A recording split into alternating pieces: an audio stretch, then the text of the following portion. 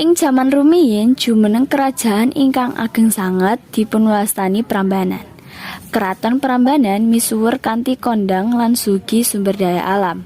Masyarakat Prambanan tentrem banget lan makmur ing pimpinan raja sing jenenge Prabu Baka.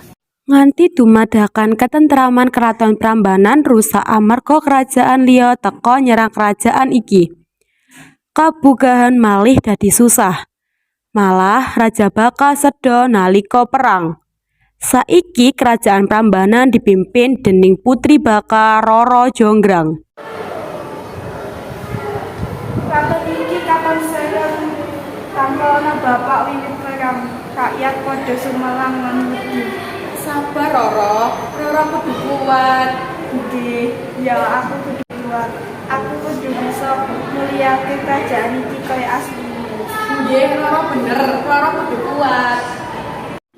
Rara Jonggrang lagi lenggah ngenteni. Dumadaken Bandung Bondowoso teka. Wah, ternyata kerajaan iki dibrawan sing ayu banget.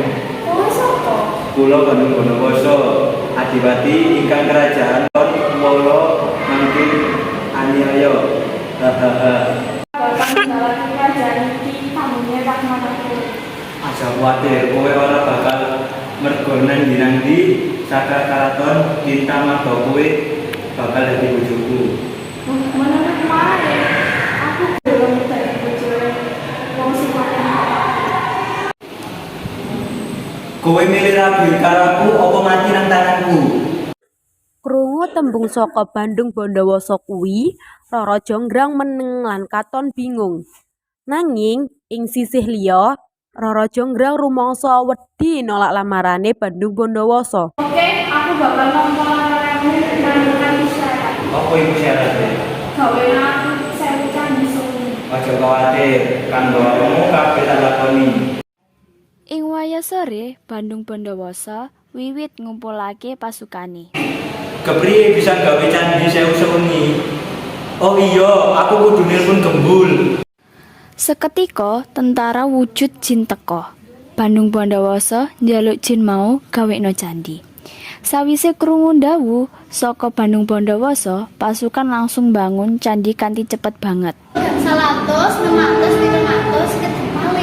Rara, candine bisa dadi apa? Rara Jonggrang ngerti supaya wong-wong desa padha tangi kudu ngobong jerami lan numbuk beras ing lesung. Bapak-bapak sekampung pondok beras lan ngobong jerami miturut ndawuhe. Rara Jonggrang nganti pitik-pitik ngira yen esuk wis teka. Gembul ndi Gembul, gaweanmu goro mari iki. Kuwi suarane jago apa ora? Ya apa sis apa ora? Krungu tembung kasebut, Bandung Bondowoso nesu banget. Bandung Bondowoso ngamuk. Hei Rara Jonggrang, kowe curang, kowe segala-galanya kene aku.